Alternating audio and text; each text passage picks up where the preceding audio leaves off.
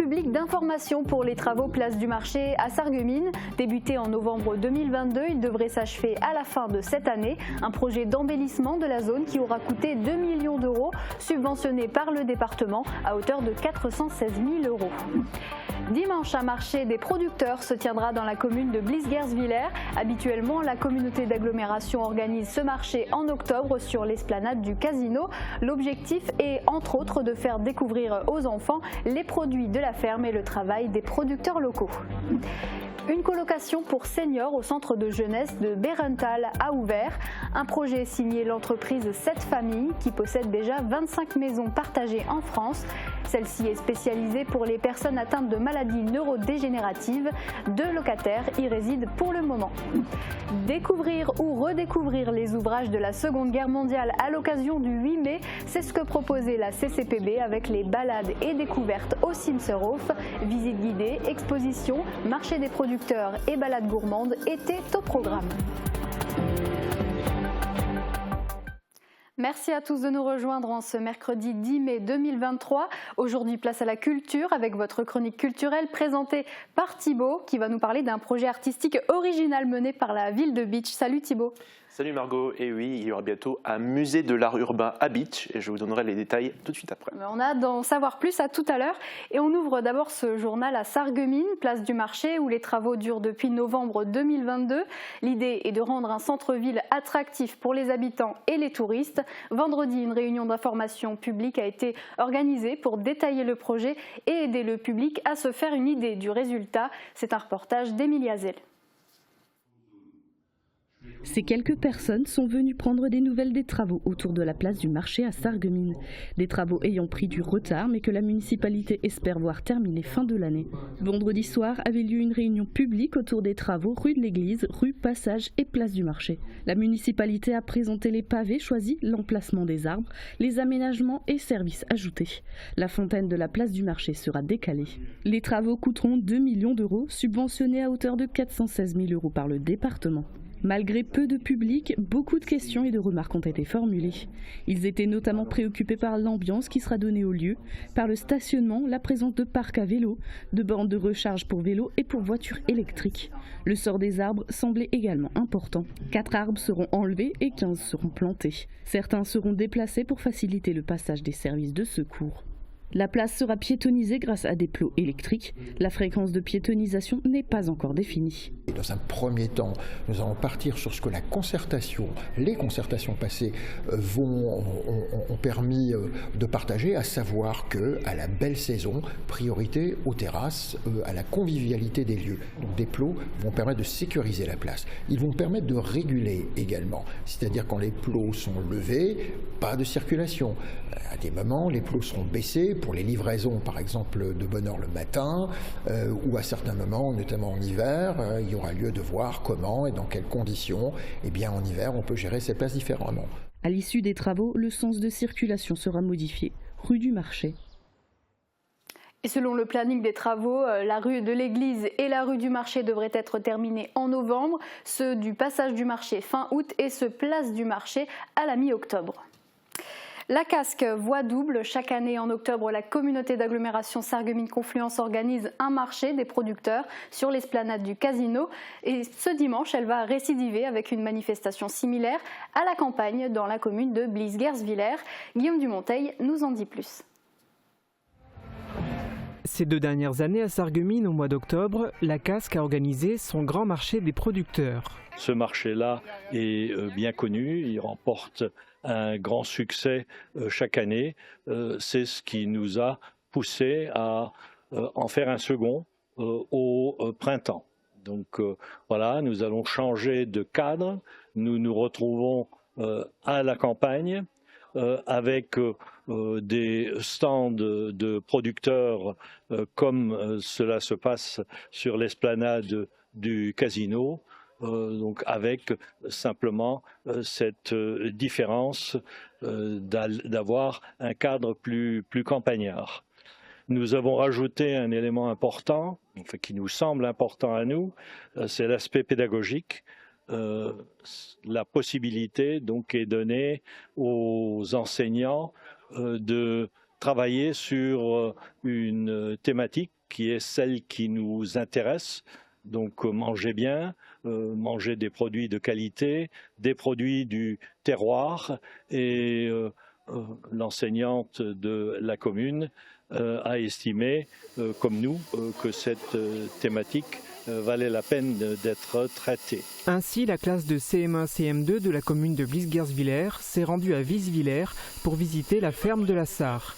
Son exploitant, Manuel Wagner, a montré aux enfants plusieurs aspects de son activité, du point de vente à l'atelier de transformation du fromage. J'ai découvert qu'il y avait une ferme pas loin de chez nous, qu'on pouvait faire un peu de tout avec de lait de vache, comme des yaourts au fromage avec plusieurs goûts, qu'on pouvait mettre des épices dans du fromage. Et j'ai appris la confection d'un fromage, les étapes. J'ai vu comment les vaches faisaient du lait. On pourrait penser que le lait est froid à la traite, mais non, il est chaud et il fait à peu près entre 34 et 36 degrés. J'ai vu que les vaches aussi avaient des trucs aux oreilles et que c'était un peu comme une carte d'identité. C'était une très bonne expérience, j'ai trouvé ça super et j'en ai appris plus sur la vache, surtout qu'elle devait remastiquer, etc., etc. C'était bien, c'est une bonne expérience. Outre cette demi-journée d'observation à la ferme de la Sarre, les enfants se sont intéressés en classe à la problématique de l'alimentation, tant pour la vache que pour les hommes. Jeudi matin, ils réaliseront une pâtisserie avec le boulanger de la tradition de mon grand-père. Ils prépareront ce dessert à base de produits locaux achetés auprès d'agriculteurs du territoire. En ce qui concerne le marché des producteurs de printemps organisé au foyer communal de Blies-Schweyen, près de 30 exposants seront présents à ce rendez-vous qui se déroulera de 10h à 18h. Des animations sont prévues et la restauration sera proposée tout au long de la journée. Vous retrouverez toutes les informations utiles sur le site internet de la communauté d'agglomération Sarreguemines Confluence. L'agence Manpower Nord franchit un nouveau cap. Alors que le premier CDI intérimaire a été signé en 2014, Mathieu Chevalerias, 25 ans et employé chez Ineos Automotive, a signé ce jeudi 4 mai le 10 millième CDI intérimaire en région Nord.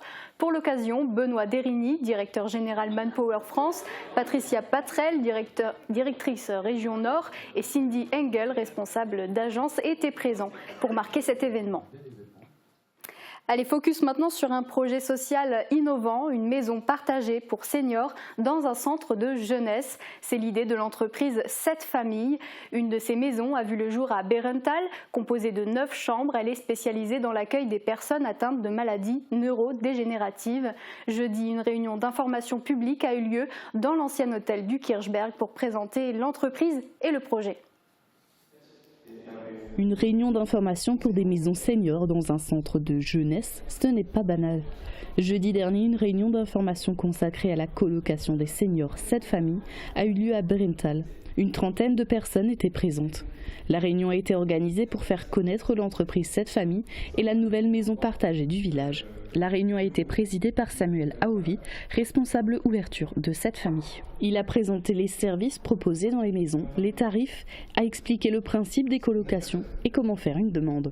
Le public s'est montré très intéressé et a posé de nombreuses questions. Par exemple, sur les diplômes demandés des assistantes de vie, sur l'aide à la gestion administrative des locataires ou encore sur la sélection pour entrer dans la maison de Bérenthal. L'entreprise 7 familles possède 25 maisons partagées dans toute la France, dont 12 maisons type Alzheimer. En 2023, 30 maisons de plus devraient voir le jour.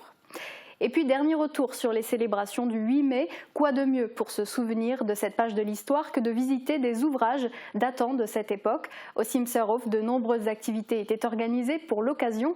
Un événement intitulé Balades et découvertes au Simserhof, le reportage d'Emilia Zell. Le risque de pluie n'a pas découragé ses visiteurs de découvrir le Simserhof. Près de 260 marcheurs se sont même engouffrés dans la forêt pour une marche gourmande autour des blocs de combat. La communauté de communes du Pays de Bitche a organisé hier les balades et découvertes au Simserhof. Au programme, visite guidée de l'ouvrage, exposition, marché des producteurs avec une quinzaine de stands et balades gourmandes.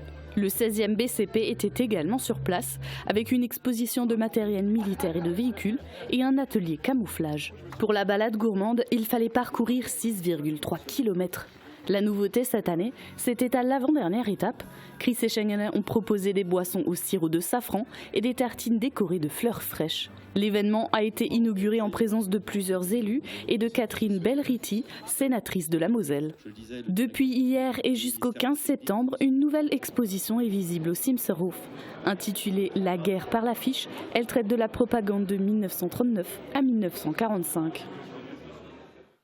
C'est tout pour l'actu du jour, mais ne zappez pas. Après la pub, on vous parle d'un projet culturel inédit qui va voir le jour à Bitche. Thibaut vous le présentera dans la chronique culturelle. La rénovation de vos façades avec Modern Habitat allie esthétique et une résistance garantie à toutes les intempéries. Retrouvez votre programme avec le Crédit Mutuel, partenaire des grands événements de votre région. Une banque qui appartient à ses clients, ça change tout. Bonjour tout le monde, je vous retrouve aujourd'hui dans la rue de la Montagne à Sarreguemines, l'une des plus longues voies de circulation de la ville. Mais savez-vous pourquoi ce nom, alors qu'il n'y a pas vraiment de montagne? Autrefois, elle s'appelait plus communément rue de Putelange, mais les Sarregueminois l'ont toujours appelée Bergstrasse, Berg pour colline en francique. Mais une autre histoire datant de la Révolution française raconte que ce nom viendrait du club des Jacobins, ce qu'on pourrait appeler aujourd'hui un cercle de réflexion qui défendait des idées démocratiques. Au fil des années, ces partisans se sont divisés en deux groupes, les Girondins et les Montagnards, qui se retrouvaient dans le château du Marquis de Chamboran, qui n'est autre que cette maison au volet vert. Mythe ou réalité, je pense qu'on ne le saura jamais vraiment et on ne sait pas non plus quand le soleil sera de retour. Puisque ce n'est pas pour demain. On comptabilisera une nouvelle journée pluvieuse avec un ciel toujours très chargé. Côté température, les minimales iront de 8 à 9 degrés et les maximales de 16 à 18 degrés. Demain, nous fêtons les Estelles et il fera jour de 5h58 à 21h05. Passez tous encore une belle journée et à demain. C'était votre programme avec le Crédit Mutuel, partenaire des grands événements de votre région. Une banque qui appartient à ses clients, ça change tout. Je me présente, je m'appelle Faïma, j'ai 34 ans, je suis maman de 4 enfants, je suis animatrice périscolaire chez les Francas depuis 2020. C'est un plaisir, c'est une passion, c'est ce que j'aime faire en fait. Vous aussi, devenez animatrice ou animateur chez les Francas. La langue va chauffer avec Mireille de Plate. Retrouvez tout au long de l'année à Sarreguemines de nombreux rendez-vous autour de la langue francique. Spectacles, conférences, dégustations, expositions et bien d'autres surprises sur la thématique de la cuisine. Le Plate à Sarreguemines se vit au quotidien. Programme complet sur sarreguemines.fr/plate. C'est l'heure des gros volumes chez Cora Sarreguemines. Rendez-vous sous notre chapiteau pour profiter de toutes les bonnes affaires à petit prix. Et jusqu'au 13 mai, faites-vous un jardin haut en couleurs avec notre semaine spéciale jardin de printemps. Toutes les plus belles fleurs vous attendent. Cora, l'hyper-proximité. Et si les créateurs italiens influençaient l'aménagement de votre maison? Cuisine, salle de bain, carrelage, Cesa au centre de la Rotonde à Sarreguemines vous propose un vaste choix et un excellent rapport qualité-prix. OR Corporate améliore votre cadre de vie dans tout le département. Nos équipes travaillent sur des projets de construction qui dynamisent votre ville et des chantiers de rénovation pour ramener à la vie des bâtiments historiques de votre territoire. Spécialiste en architecture, suivi de chantier et en gestion immobilière. OR Corporate, c'est imaginer, innover et construire ensemble.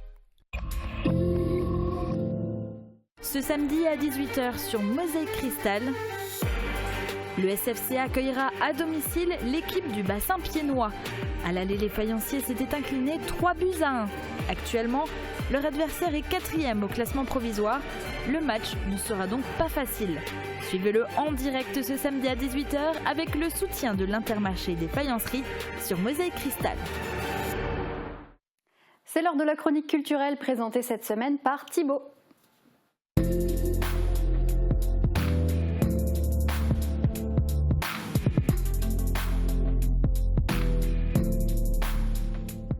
Alors Thibaut, avant de partir sur le sujet de ta chronique culturelle, aujourd'hui tu nous donnes d'abord quelques idées de sortie pour les jours à venir.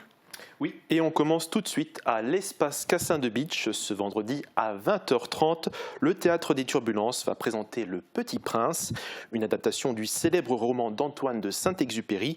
La metteuse en scène, Stella Serfati, a choisi un acteur de couleur pour interpréter Le Petit Prince, pour bousculer nos a priori sur l'œuvre, un spectacle qui sera à partir de 8 ans. Samedi soir aura lieu la Nuit européenne des musées. À cette occasion, la citadelle de Beach ouvrira ses portes au public de 19h à 23h. Ce sera aussi la 8e édition du Printemps des cimetières. Et du coup, à partir de 19h30, et ce, toutes les 30 minutes, il y aura donc des départs pour des visites insolites de la stèle de la Grosse Tête. Samedi soir toujours, mais cette fois-ci à Grosse-Biederstroff, à l'espace Jeux et Loisirs. Vous trouverez la compagnie Mime et Masque qui interprétera la pièce La Sœur du Grec. C'est une comédie de Éric Delcourt. Ce sera à 19h30, l'entrée sera payante et le spectacle sera déconseillé aux moins de 10 ans. On se téléporte cette fois-ci à Meisenthal, qui aura aussi sa nuit européenne des musées. L'entrée sera libre sur le site Verrier de 17h à 23h. Et dans ce cadre-là, un concert aura lieu à 20h dans la Halle Verrière, intitulé Nos Marins.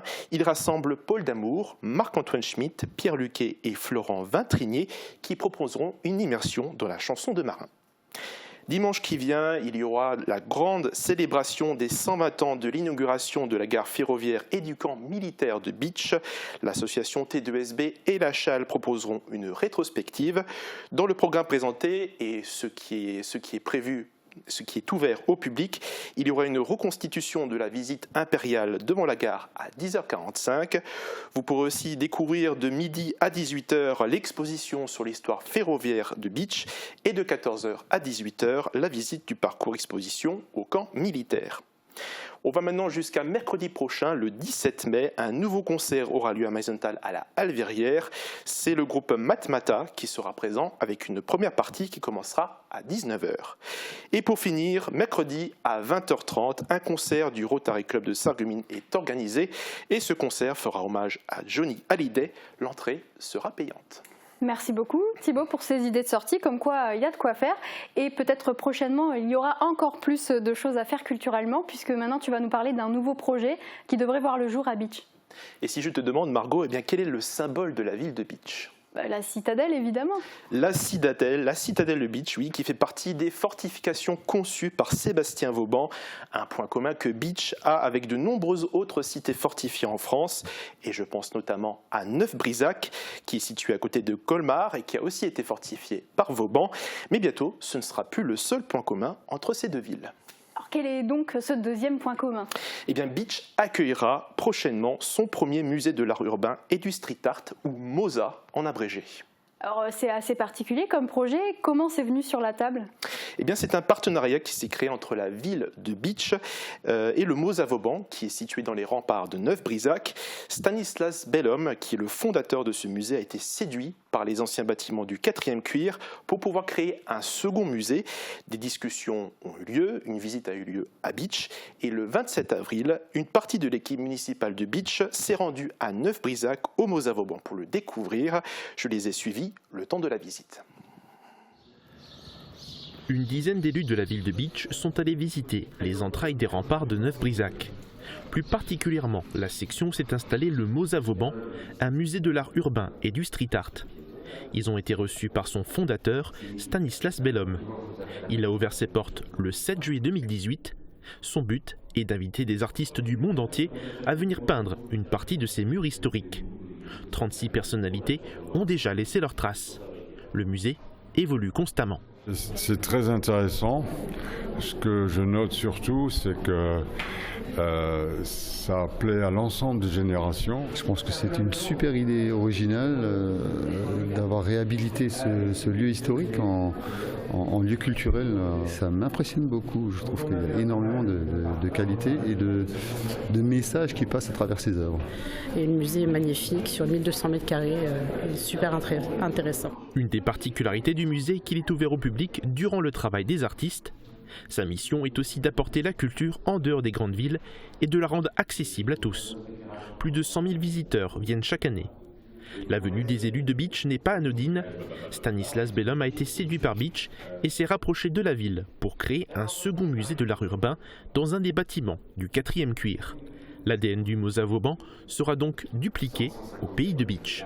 Alors pour Bitche, on espère avoir autant de succès que celui de Neuf-Brisac. Pour Bitche, on attend effectivement, ça serait une reconnaissance et une mise en valeur de l'art. Et là, c'est l'occasion d'avoir un regard bien plus actuel sur notre vie, sur la manière de vivre. C'est une approche très différente qui propice à réinventer un avenir sur la ville de Bitche. C'est vrai que c'est super joli. Est-ce que l'idée, ça serait de recréer la même chose à Bitche ? Alors non, ce ne serait pas une copie à l'identique, bien sûr. Il s'agira de retranscrire le fonctionnement au quartier du 4e cuir à Bitche, un lieu bien sûr qui a un grand passé militaire et historique, mais bien différent des remparts de Neuf-Brisac. Le fondateur souhaite vraiment s'approprier les lieux pour pouvoir laisser les artistes s'exprimer. Je lui ai d'ailleurs posé quelques questions à la sortie de la visite sur ses projets pour le musée de Bitche. Alors Monsieur Bellum, vous êtes le fondateur du Mosavauban à Neuf-Brisac. La première question que je voulais vous poser, c'est pourquoi avoir choisi la ville de Bitche pour un prochain musée ? La ville de Bitche, ça nous intéressait parce qu'on est dans l'ADN complet de ce qu'on fait à Neuf-Brisac, un site historique pas forcément endormi pour la citadelle, puisqu'elle existe et elle est visitée, mais surtout les casernes vont s'installer, qui sont un petit peu oubliées depuis plusieurs années, et aussi une ville excentrée. On n'est pas à Strasbourg, on n'est pas à Metz, on n'est pas à Nancy, et un lieu qu'on voudrait réveiller avec l'art urbain comme ici, ça nous paraissait être évident. Quel projet du coup vous avez pour quel projet en termes d'artistes, en termes d'extension pour le musée de Bitche, quel projet vous avez ? Alors le projet, c'est de un petit peu ne pas dupliquer bien sûr ce qu'on fait ici, hein, ça aurait peu d'intérêt, mais l'ADN et le processus reste le même, faire venir des artistes internationaux qu'on ne voit pas en France voire en Europe, c'est le cas ici, donc donner une découverte aux visiteurs assez unique, du work in progress toujours, c'est-à-dire les artistes travaillent en direct devant les visiteurs, normalement on les voit en haut d'une nacelle à New York, là vous êtes à 50 cm des artistes, ce qui fait des rencontres, des échanges avec les visiteurs, toujours la même idée, et puis prendre possession des murs, des pièces, des installations aussi, on aura un labyrinthe de Guy Dunning, anglais historique du graffiti, on aura une pièce en ultraviolet qui est faite par un Mexicain de renom, Saïd Dawkins. Bref, on a de grosses surprises aussi qu'on réserve un petit peu avant l'ouverture, mais on sera vraiment dans l'idée de ce qu'on a fait et ce qui fonctionne très bien à Neuf-Brisac. En termes de calendrier, de planning, on en est où du coup par rapport au projet ? L'idée c'est que les premiers artistes arrivent, j'ai besoin de payer les billets d'avion, donc c'est un peu prévu. Au 15 juin, ce sera Eddie Cola, artiste américain qui travaille chez Port Ferry, et que l'ouverture se fasse le 6 juillet. Vous allez me dire c'est très précis parce que j'ouvre tous les musées le 7 juillet, mais comme je fête les 5 ans d'ici le 7, je ne pourrais pas être dans 2 endroits. Donc le 6 juillet à Bitche, ouverture au public. Mais les artistes seront là avant et le public pourra assister aux réalisations avant. Bon, le 6 juillet, c'est demain finalement. Est-ce que le bâtiment est prêt à recevoir le public ? Eh bien non, pas pour le moment. Les délais sont très courts, mais la ville va tout faire de son mieux pour pouvoir ouvrir à cette date. Et les travaux à faire sont importants ? Alors non, il ne s'agit pas de rénover à 100% le bâtiment. L'idée est de garder au maximum dans son état actuel. Mais des travaux de sécurisation sont à prévoir pour recevoir du public. Je me suis d'ailleurs rendu au 4e cuir avec le maire et le directeur des services techniques qui m'ont ouvert les portes du futur Mosa de Bitche. Ils m'ont expliqué ce qui était prévu. Vieux d'une centaine d'années, ce bâtiment du 4e cuir à Bitche aura le privilège de devenir un musée de l'art urbain et du street art. Abandonné en 1997, il accueillera non pas des militaires, mais des artistes. Pour la ville, c'est l'occasion de proposer une offre culturelle supplémentaire sur le territoire et de bénéficier de ses impacts potentiels. Déjà l'ouverture comme dans tout champ culturel et aussi une attractivité pour la ville de Bitche, pour le territoire, un afflux de population sur un champ qui aujourd'hui sur lequel on travaille, vous l'avez déjà vu avec l'ouverture de la galerie d'art, le cinéma qui est revenu sur la commune. Qui dit musée dit aussi public. Le fondateur du Mosavauban, Stanislas Bellum, souhaite garder le bâtiment dans son état, mais la ville doit effectuer une mise aux normes ERP, établissement recevant du public, pour sécuriser les lieux. D'autres travaux sont prévus. Donc les premiers travaux à réaliser sont à régler ces quelques infiltrations. Nous avons quand même quelques infiltrations au niveau des chiens assis. Ces infiltrations malheureusement ont abîmé quelques planchers. Donc ce seront les seconds travaux avec la réhabilitation de 2 planchers intermédiaires sur 2 pièces. Pour le moment, seul le rez-de-chaussée sera aménagé cette année. Ce sera plus de 700 mètres carrés de pièces et de couloirs qui pourront accueillir les futures œuvres. En préambule, il y aura un accueil qui se fera soit dans cette pièce première, soit dans la pièce adjacente. Et ensuite, vous avez donc 1, 2, 3, 4, 5, 6 salles de la même nature qui seront dédiées à un seul artiste. À l'avenir, tout le bâtiment sera utilisé. Des travaux supplémentaires seront à réaliser pour les étages supérieurs, notamment l'accès aux personnes à mobilité réduite. La date d'ouverture annoncée est le 6 juillet. Alors on a l'ambition effectivement d'ouvrir à cette date-là. On est en train de travailler sur les aspects techniques, sur les aspects juridiques aussi, et on se tient à cette date. Avec des délais aussi restreints, l'équipe municipale espère avoir des subventions, trouver des entreprises pour le chantier et tenir le pari pour l'ouverture du premier Mosa de Beach cet été. Alors je précise que 6 salles, ce sera donc un artiste par salle. Je tiens à préciser Merci pour cette petite précision. En tout cas, c'est effectivement un projet ambitieux à réaliser en si peu de temps, mais s'il se réalise, je pense que ça promet d'être très chouette. Et le fondateur du Mosa Vauban est très excité à l'idée d'ouvrir ce musée et il ne va pas s'arrêter là parce qu'il souhaite aussi ouvrir 10 autres musées en 10 ans. Après celui de Beach, eh bien, il a jeté son dévolu sur Lyon en juillet 2024. Bon, on va suivre ça de très près. Merci beaucoup Thibaut, à bientôt. À bientôt Margot.